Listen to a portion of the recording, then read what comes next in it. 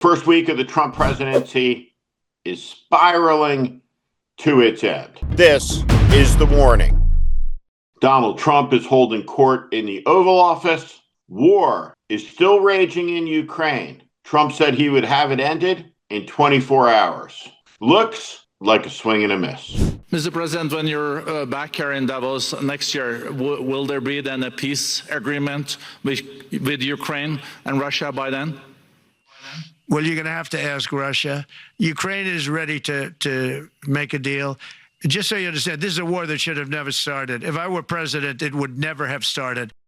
Donald Trump has started his deportations, and already an American citizen, a military veteran, has been arrested because he wasn't carrying his papers on him, and so off he went out of the country. Donald Trump is revealing himself. He told the American people that he cared about them. He cared about the economy. The truth is, Donald Trump is what he's always been, a demagogue and a con man, somebody who stiffed the little guy at every opportunity he ever had in every business he ever owned, with every contractor he ever dealt with.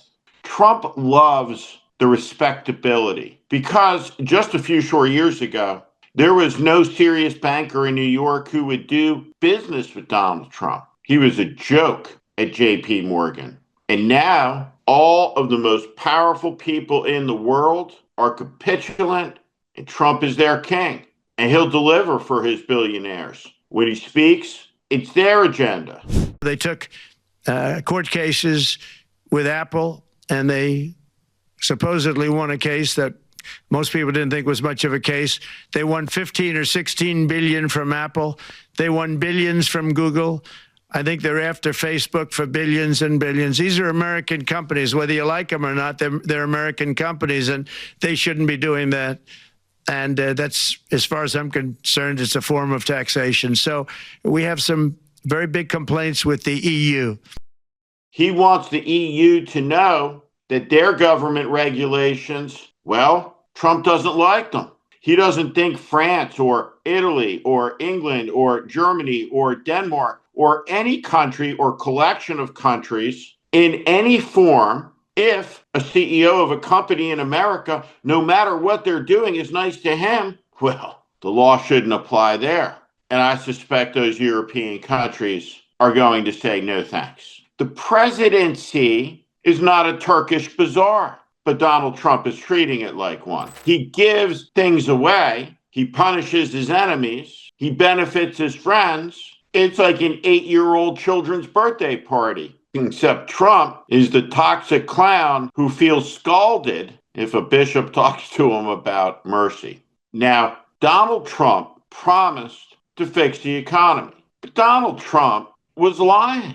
Donald Trump has created government of the billionaire, by the billionaire, for the billionaire in 5 days' time, where the richest and most powerful people in world history can articulate their grievances and seek revenge. He said America is now in the business of expanding our territory. He did, a lot of great things, like building the Panama Canal. The most expensive thing, relatively speaking, the most expensive thing we've ever built is the Panama Canal. And you're serious and about it? And unfortunately, Jimmy Carter gave it away for $1. Oh, no, we're going to have to take it back. China's running the Panama Canal right now. That wasn't the deal. Who wants to pay for that, by the way? Anybody ready to lay a kid into a box with a flag over it so that we get the Panama Canal that we already have control over functionally? No threat to American shipping. Donald Trump doesn't have to threaten to make war to reduce fees in the canal if that's what his priority is for America's shipping interests. All of it, by the way, is borne by the consumer.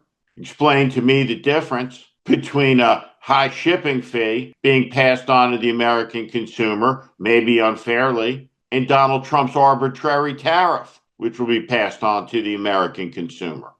Every day at 5 o'clock, Franklin Roosevelt, without fail, in the White House, would mix cocktails. And it took on the next level of excitement when Winston Churchill was in residence.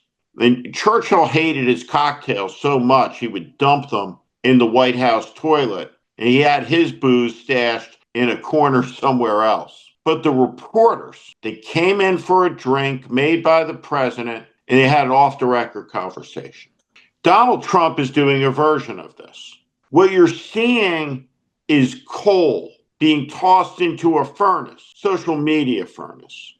Nothing can destroy coal, not the weather, not a bomb, nothing. It might make it a little smaller, might make it a little different shape. Everything you're seeing Donald Trump say in the Oval Office is cut up, clipped 1,000 different ways, put out there on social media. It's a game. It's a reality show, creating content, and there's no response to it. There's nothing that lampoons it, not with any weight. There's no match for it. And so Donald Trump rolls along for now. But there are early signs. A federal judge called his repeal of birthright citizenship completely unconstitutional. It's not going to stand. It's empty. He was rebuked by an Episcopal bishop, not with her words, but by his reaction. It was like a scene from The Omen. There are 2 Republican senators who have said no on the question of the most unfit man in American history ever nominated to a life and death position, any person ever thought to be put in charge of the armed forces, who is more unqualified than Pete Hegseth. They said no. Are there 2 more? Is 85-year-old Mitch McConnell or whatever he is he really going to vote for Pete Hegseth? I mean, nobody else. Every one of these people are so scared shitless of Donald Trump that they would vote for this clown. And here's the truth about Pete Hegseth. There are a great many rumors swirling around Washington about the omissions he made in his FBI report, and there are serious allegations of domestic violence, and there is real fear on the part of at least one ex-spouse for her children. And the media is figuring out in Washington what they're going to tell you about it because they are afraid of Donald Trump and they're afraid of being sued for telling the truth about what was sent to the committee and what was not found by the FBI reports. And I'll just leave it at there. Donald Trump, we have him for 4 years. He's not the sun god, and the shtick's going to get old. Oh, and one last thing, Donald. The ratings sucked. No one's watching. Now, in this, we share a problem. I want people to watch because the best thing for you is a disengaged voter. You want people to watch because you want to be loved, and you never will be. Not by a majority of Americans. You're at 47%, and by this time next week, it'll be in the rearview mirror behind you. You'll never see the number again. Lower and lower and lower you go. You're going to be a failed president. That much is clear. Chaotic, shambolic, messy first week, filled with Nazi salutes. Everything that everyone said about how bad this would be was correct. And I'll just leave you heading into the weekend, a slow motion reprise of Elon Musk doing what the New York Times said wasn't a Nazi salute, but instead the instigation of a vigorous debate about a hand gesture at a rally. This is The Warning. Don't let yourself be bullshit. You're better and smarter than that. Have a good weekend. I'm Steve Schmidt. This is The Warning, and I invite you to subscribe on our Substack, on our YouTube channel. Follow us. Welcome to the community.